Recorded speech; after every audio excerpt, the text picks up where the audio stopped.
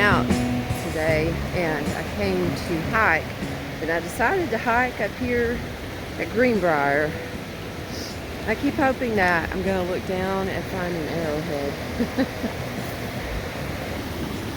somewhere in all of these rocks, because I do have to wonder if the Indians, I know the Indians had to walk down through here, because I think the people that migrated here probably followed the Indian trails, and I think the Indians probably did not appreciate that. Well, maybe they did in a way.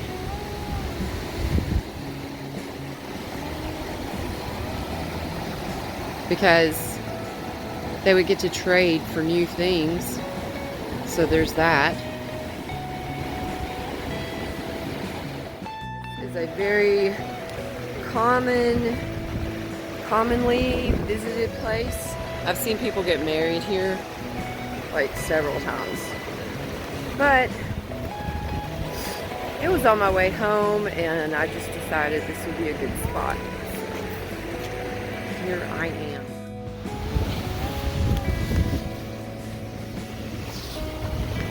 That doesn't look real, but it is.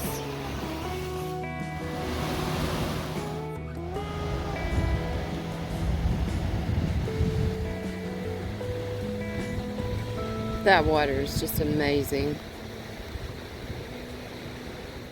So, my life right now, like all the time, all my time, every day I spend by myself with God. Like, if I am not at work or visiting my little grandbabies, I'm by myself all the time. Never once in my life have I ever thought, did I ever think that my life would be like this. But it is, and it takes some getting used to, and sometimes I don't like it, because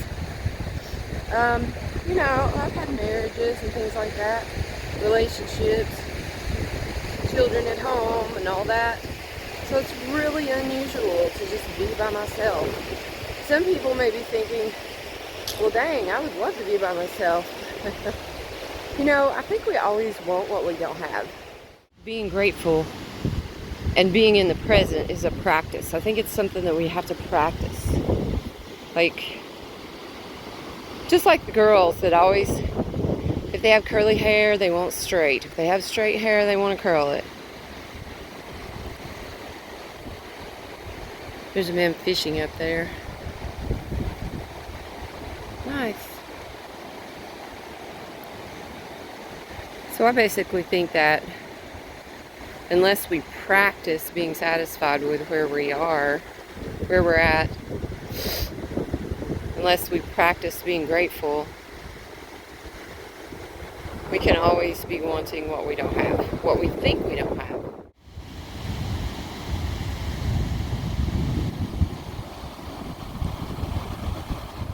I can go ahead and tell you guys, you know, today I miss Sandra.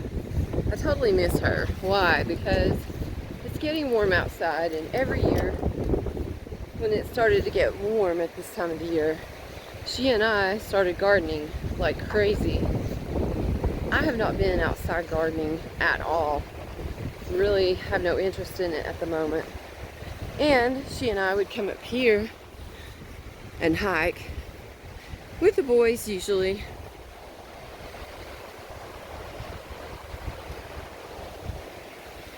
Now, I know she's in a better place. I wouldn't wish her back. But I do miss her friendship, her companionship, like crazy. I remember the first time that she and I went hiking. We packed up my little Subaru. I had a little Subaru, it was so cute. And came up to Ramsey Cascade Trail, which is up here. And I think we hiked the whole trail, I'm not sure.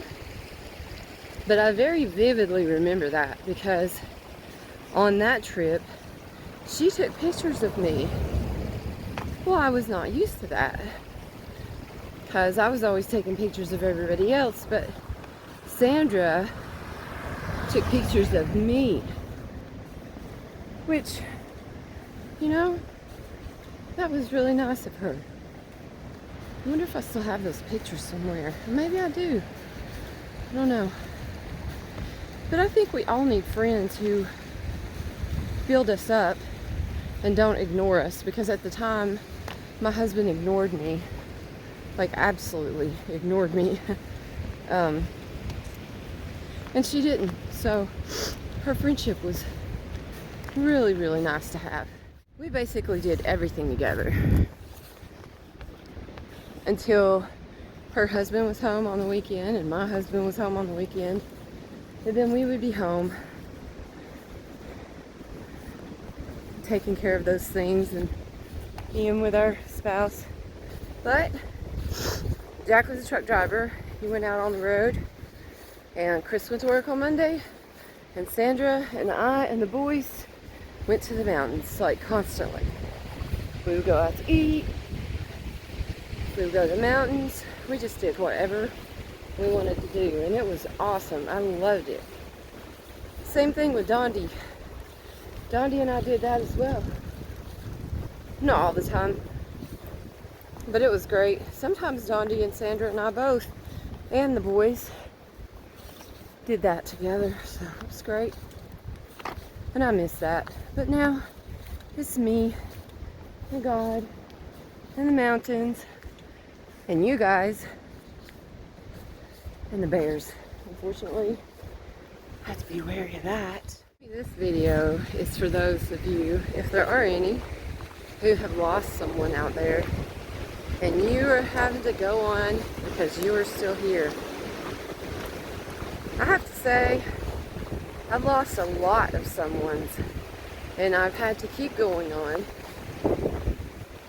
without a lot of people. And in a way, that is part of the loneliness, because it just increases and increases and increases and increases. And even though I've met new people can't replace the ones that you love. It's just doesn't work out that way. But the best that you can do, the best that I can do, is try to make a difference in the lives of those who are still here or that I meet, and try to live out the example that Sandra lived in my life, and that Eddie lived in my life, and that Amanda lived in my life, and that Kathy lived in my life. And there's so many more. If I can be more like them, then life is worth it. It's complete. So, I am about to turn around before I get too deep into bear country and head back to my truck.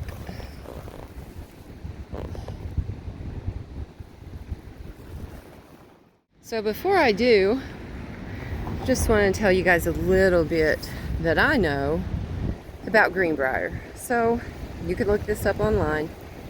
I don't know any great details, but I do know that Greenbrier used to be a community that lived along the banks of this river, which I think is the Little Pigeon River. I'm not sure about that. I don't know. You could probably look that up. But anyway, they lived back here, just like up at the Gatlinburg Trail. When the Smoky Mountains Park was formed, they gave up their properties to the park and allowed them to do whatever with them, to do whatever they wanted to do with them. Some of the cabins got left, and actually there is a channel, I can't remember his name, of someone who knows more about the history. He can take you back in here and actually find some of the remnants of the houses. I am not one of those people. I just come and enjoy what is here and spend my time with God here, and leave that history to the history buffs. But anyway, there were several families that lived up in here, and they sacrificed their homes, their homesteads, so that we can come enjoy this. If you look close, you can still see some of the remnants of that community, some of the evidence of them being here. That is a wall. I can't get my phone to focus on it because my phone is a pain. But the lady that told me some of the story about her family, which was the King family, said that the actual road used to be over there, and if you look closely, you can kind of see an old roadbed. I would love to walk up that. I don't know if it would be very safe though. Wouldn't go by myself. But that is where those stacked stones are, right over there. Whoops, nope, that's the wrong spot. Yeah, that was, is it? Wait a minute. There they are. Right over there. See if you can see my finger. Nope. Oh, right there. Anyway.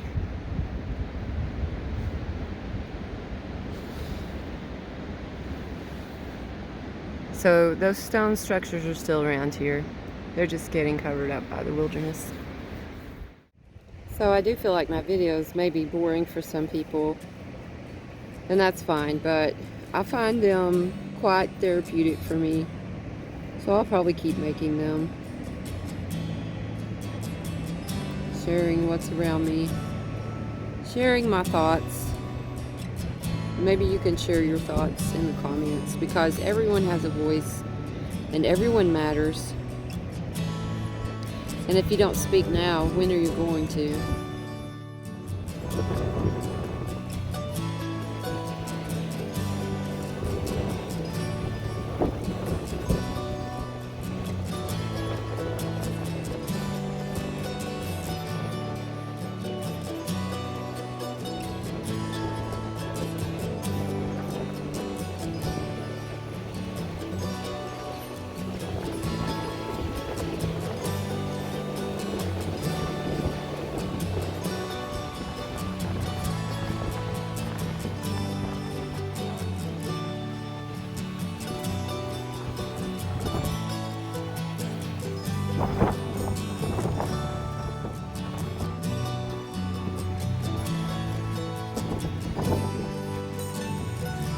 My voice is gone. Who's going to speak for me?